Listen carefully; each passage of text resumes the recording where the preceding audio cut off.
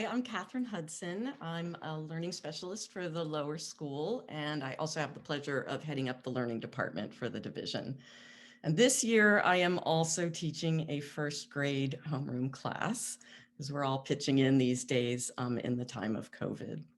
And I have to say, right now is actually a kind of amazing time to be an educator. It might sound a little bit strange, given the unpredictable nature of what it is we're doing these days, but between the technology available to us and the educational research available to us, we really have decades of information to help us in our teaching.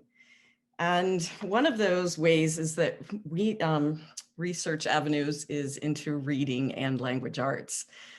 So we know that at the Key School, we're aware that there's no reading center in the brain. And instead, we've had to co-opt multiple brain areas, including visual centers, language centers, auditory processing centers, prefrontal cortex. And those all have to work in concert to make meaning from the printed page. Now that gets a little bit tricky because those centers and areas all mature at different rates in every individual brain and in each child. And so that means it's our job as the teachers and in our language arts classes to meet children where they are, to both support them and then challenge them as they become fluent readers and writers. In the lower school, we've organized our language arts classes so that they provide explicit sequential instruction in phonics, as well as the crucial elements of reading comprehension.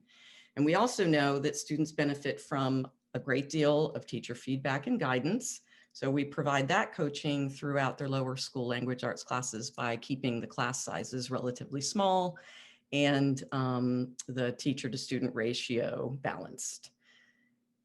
In addition, we know that students can develop their working memory, improve visual perception and motor integration if we incorporate kinesthetic, multisensory, hands-on teaching activities.